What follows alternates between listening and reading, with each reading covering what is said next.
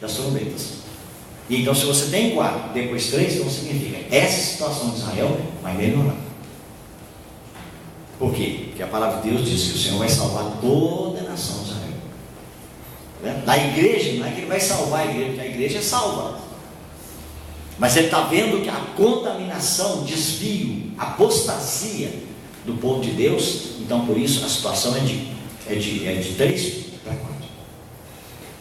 Fala um pouco sobre os vencedores. Sobre os vencedores. Bem, as 7 igrejas, né, elas mencionam vencedores em cada uma delas, com essa diferença que foi mostrada aqui. A partir da igreja católica, o Senhor inverteu a ordem, porque Ele disse agora, não é do lado dele, do nosso lado. Do lado dele, Ele estaria pronto para ter toda a igreja, mas a igreja fracassou. E não adianta, porque ela não vai responder, todos não vão responder. Então, por isso, Ele separa dentro da igreja aqueles irmãos e irmãs que respondem àquilo que Ele pede. Então, o que é um vencedor? O vencedor é uma pessoa que ele vive de acordo com a vontade de Deus. É só isso. Eu faço aquilo que o Senhor me pediu. Eu procuro obedecer. Não quer dizer que você não erra, que você não possa ter fracasso, não é nada disso. Mas há situações, olha, nós já conhecemos irmãos, pastores na liderança, foi pregado para eles, dizendo, irmão, você vê que o povo de Deus é um? Você vê que a igreja é uma? Isso eu vejo isso. Aí você vê também que você está numa posição que não é sua. Você já sentiu? O Senhor já mostrou para você que você tem nome de pastor, mas você não pode ser nem diácono. Também já vi isso, irmão. E por que você não deixa assim? Porque eu vou perder meu sustento. Entendeu? Se eu sair daqui, eu vou perder meu sustento. Irmão, isso existe aos montes. Estou dando um exemplo só. Mas vários irmãos, se eu tomar essa posição aqui, irmão, nossa, eu vou ser criticado pra caramba. Então, aí você está dizendo, eu não sou um vencedor. Se o Senhor me mostrar, eu tenho que obedecer, eu tenho que fazer, eu tenho que agir. Tá vendo? Se eu fizer, então eu sou vencedor. Não é nada como o irmão Otmani disse. O vencedor não é um cristão sobrenatural. Ele é o cristão natural. Que ele diz que a grande maioria é anormal. Então a pessoa está simplesmente, como a grande maioria está numa situação comprometida, quando ele chega e encontra um cristão normal, aí você sabe, quem tem um olho na terra de cego é rei, é isso aí. Ele se aplica. Como ele está tão acostumado de ver o fracasso, porque foi o que eu falei com os irmãos. O dia que eu encontrei com aquele irmão, eu era pregador com ele, pregando no mesmo lugar. Quando ele levantou de noite e pregou a primeira vez, eu desapareci. A luz que Deus trouxe foi tão forte que o Senhor falou comigo, você não tem nada para falar aqui, cala a boca. E aí, se amanhã eu levanto para pregar para os irmãos, irmão, eu não estaria aqui hoje. Não estaria mesmo, você pode ter certeza. Mas eu fui lá e passei meu tempo para ele. Falei, irmão, o Senhor me disse que eu não tenho nada para falar aqui. Não, irmão, que é isso? Você tentou lutar comigo de todo jeito. Falei, não, irmão, é definitivo. O Senhor me mandou entregar o tempo para você. Fala, era sexta, sábado, domingo. Eu falei sexta de manhã e de tarde.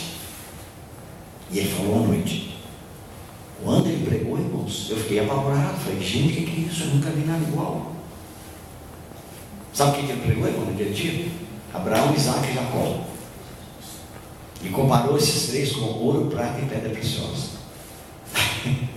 Abraão é ouro, Isaac é a prata e Jacó a pedra preciosa. Puxa vida. Só na primeira noite, quando ele falou, eu desapareci. Não dormi naquela noite, mas não dormi mesmo. E eu fui sincero com o Senhor. Puxa, busquei o irmão de manhã, falei, irmão, pode assumir o tempo todo? Não, mas por quê, irmão? Eu falei, não tem nada para falar. Tem, irmão, tem. Não, o Senhor falou comigo, eu não tenho. Aí eu falei, o Senhor falou, então eu me calmo. Não vou dizer nada. Não quer dizer que eu sempre agi assim, não, que eu tenho muita dívida com o Senhor. Mas, irmão, é isso. Nós temos que ser sinceros, transparentes. É isso. Senhor está pedindo para... Na igreja nós queremos ser vencedores. Vencedores. Então, vencedor simplesmente é que você é um cristão normal. Não é anormal.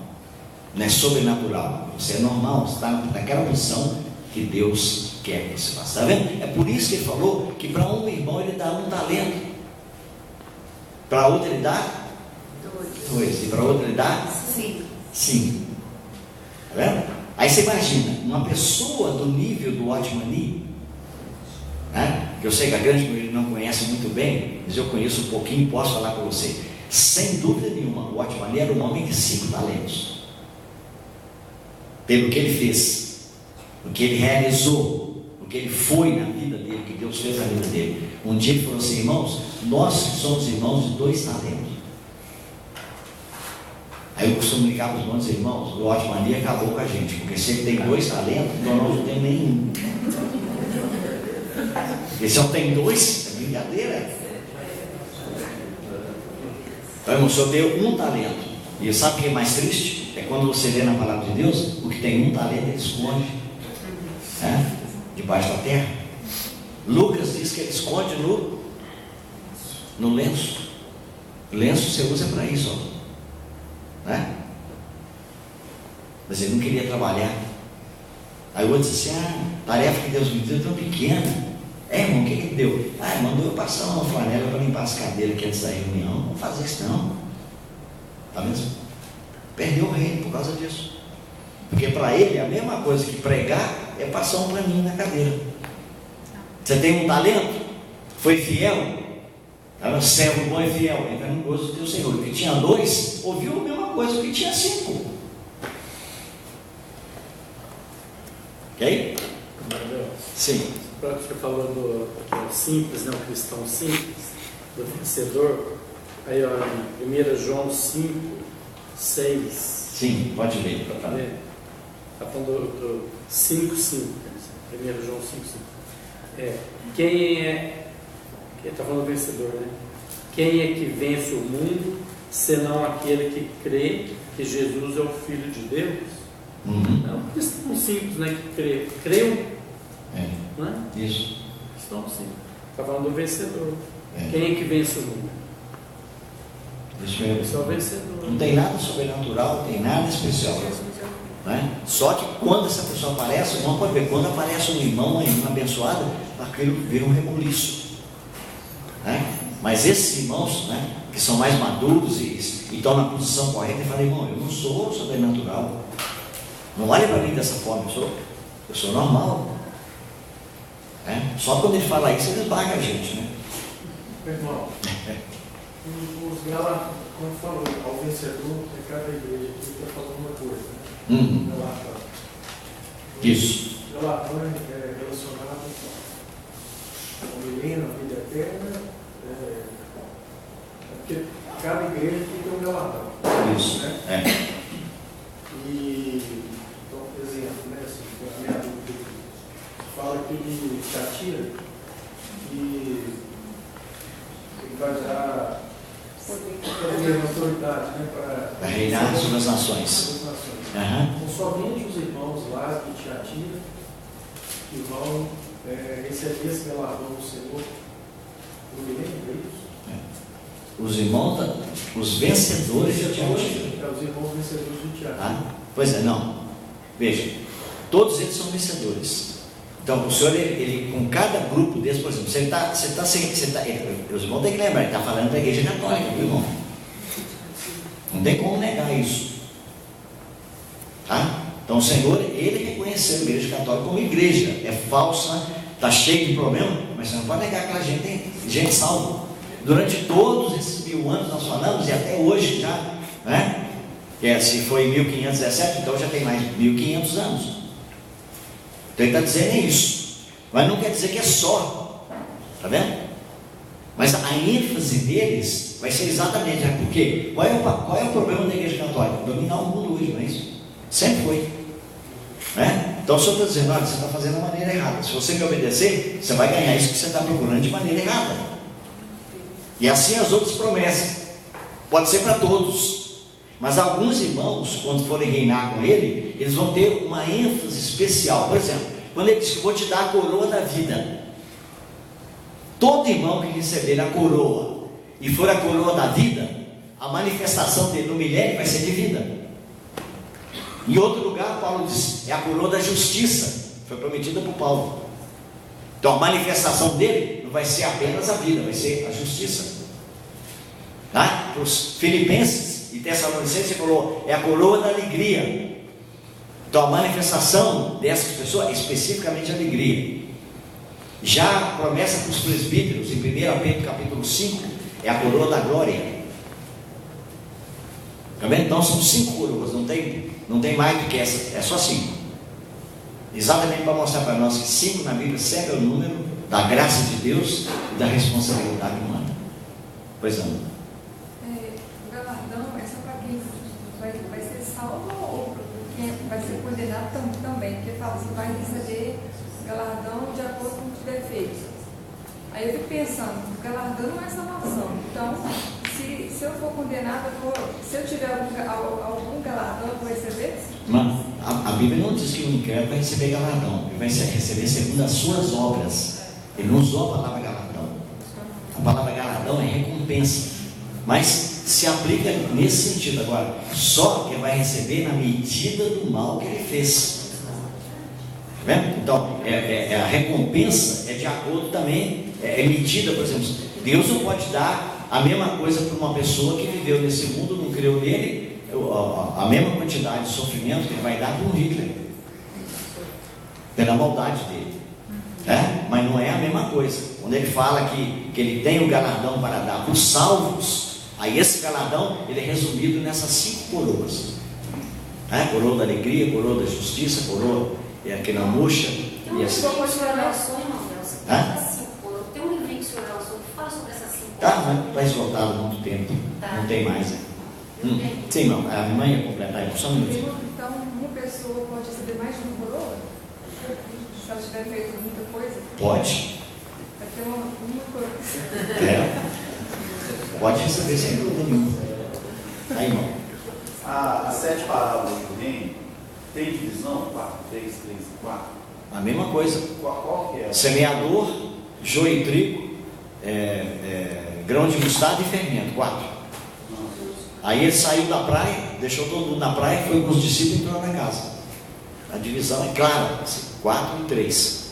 Também indicando por quê? Porque quando ele chega na última, ele vai separar da rede que foi lançada no mar, e aqueles joio e trigo que foi misturado, que eles queriam arrancar, ela é repetida lá nos peixes.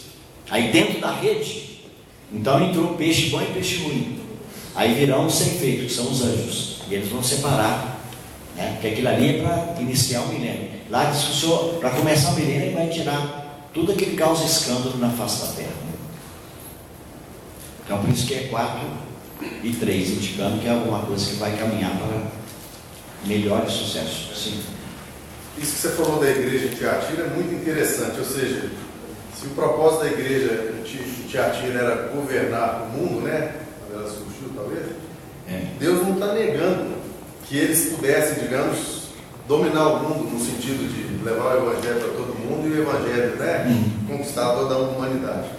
Mas o que eles fizeram de errado, o que a igreja de Tiatira fez de errado, é buscar essa autoridade sobre as nações de uma forma errada, ou seja, com toda a sorte de engano que foi introduzido lá. Isso. E na história de Esaú e Jacó é a mesma coisa, ou seja, antes de Esaú e Jacó nascerem, Deus já tinha falado para Rebeca que o maior, né, que o Esaú, não será mais forte que o outro, e o mais velho servirá o mais moço. Isso. Ou seja, Deus falou isso de antemão com a mãe. Só que a mãe depois, querendo que o Jacó herdasse, né, o direito de primogenitura, fez isso de uma maneira errada. Você viu? Exatamente. Ou seja, mas Deus já tinha prometido, só que o povo quis fazer de uma maneira errada. É o erro da mãe e do Jacó, era isso. De tentar alcançar, pelo próprio esforço dele, algo que Deus já tinha dito que ia dar, só não aguentou esperar. Isso. A mesma coisa a Sara e Abraão. Eu vou dar um filho para vocês dois. Ela chegou e falou assim: Abraão, para mim não tem mais jeito, então antes que você vai também do mesmo caminho, né? Então vamos arranjar aí. É isso, irmão, tá vendo? É impressionante, irmão, sabe? Porque quando a gente pensou nessa questão da igreja de Tiatira, tem um problema sério. O pessoal olha a situação da igreja católica aqui, do nosso lado, meu irmão. Ele está falando da história toda. Tá vendo? Da história toda. Assim como hoje, a igreja está no estado que está. Você não pode falar que isso é a mesma coisa de 50 anos atrás. Irmão, há 50 anos atrás, né, irmão Lúcio? Nós somos vivendo lá na primeira igreja, né? Fui batizado na primeira igreja batista. Quando chegava a notícia de que um irmão caiu em adultério, irmão, era uma tristeza, todo mundo lamentava. Quando se pregava o evangelho, uma pessoa convertia, irmão, todo mundo ia lá na frente, que era a alegria da pessoa. Hoje, irmão, acabou tudo isso, não tem mais. Naquela época nossa, o pregador vinha, pregava uma semana inteira o evangelho, tá? Segunda, terça, quarta, quinta, sexta, sábado, domingo, né? E a gente trazia, convidava os parentes, os amigos, fazia faixas, homens que sabiam pregar o evangelho. E aí no final da pregação, eu fui salvo assim, né? Ele fazia um apelo, a igreja toda cantada. Nossa, não esqueço nunca na primeira igreja, com aquela pinta toda, né? Sapato preto e branco, aquele cabelão, né? Esse aqui, meu neto está me imitando agora, né? No Facebook, lá você ver a foto dele, o cabelo. Eu escrevi embaixo dele: eu quero um cabelo igual a ele, esse eu quero. Eu subi tudo, né? Mas naquela época, irmão, um cabelão totalmente costeleta até aqui, ó. A igreja lotada, mais ou menos 800 ou 1000 pessoas, não sei o que tinha. Eu sentado ali no banco e o pastor pregando, era um americano chamado Thurman Bryant, diretor da Faculdade de São Paulo. E ele, no domingo, ele insistiu: vamos cantar mais uma vez essa estrofe do hino. E ele apontava para o meu lado e falava: eu sei que tem uma pessoa desse lado, seu coração está batendo muito forte, suas mãos estão suando, e você sabe que você precisa vir aqui, mas você não tem força. Era porque eu estava ali sentado e a vergonha de saber que nem que quero orar. Eu lembro, eu só virei o rosto para o canto, eu estava na parede aqui, minha cadeira era encostada ali, virado para lá, né? Aí virei o rosto para o canto assim, né? E falei: ô Senhor, eu sei que eu preciso lá na frente pegar na mão desse homem, mas não tem coragem, não vi mais nada. Não vi mais nada. Ao invés de sair por ali, saí por aqui. Era aqueles bancos compridos, né? Inteiro. Ah, eu pisei no pé de uns 20. Então, irmão, olha, coisas assim que, né? Não temos mais olhão. O Senhor está fazendo a obra dele. Nós temos que crer isso. Ele já anunciou, né? Eu edificarei a minha igreja. Eu creio nisso. Irmãos, vamos terminar, né? Tá bom a gente. Vamos lembrar, viu? Nós já comentamos aqui, eu repito para os irmãos, nós temos um desejo de um encontro, mas para a gente passar um fim de semana junto, para dormir lá também, quem puder ficar, para a gente poder ter o dia todo, para a gente poder sentar. E olha, irmão, é o melhor tipo de aprendizado que tem. Não é pregar aqui na frente, não. Pode ter certeza disso. Isso não é meu forte, não é o que eu gosto. É de sentar com o pessoal assim. Todo mundo com a Bíblia aberta, pergunta dali, pergunta dali, o irmão contribui: irmão Deus, tem isso aqui, não sei o que eu vi, pau, uma riqueza. Amém? Vamos lá. Pai, nós agradecemos a Ti mais uma vez pela Tua bondade para conosco. Temos mais uma reunião amanhã e precisamos realmente da Tua graça, da Tua misericórdia, que o Senhor realmente possa multiplicar o nosso tempo, Senhor, para cumprirmos, Senhor, aqueles pontos que o Senhor deseja que sejam mencionados dessa vez. Também, Senhor, não queremos passar por cima, não queremos forçar, queremos estar aqui, Senhor, descansando, vivendo no sábado e sem nos preocupar com aquilo que tem que ser feito, Senhor, porque o Senhor sabe até onde nós devemos ir. Agradecemos, pedimos a Tua bênção mais uma vez, para voltarmos aos nossos lares, com a Tua proteção a nós já prometida. Agradecemos e louvamos no nome do Senhor Jesus.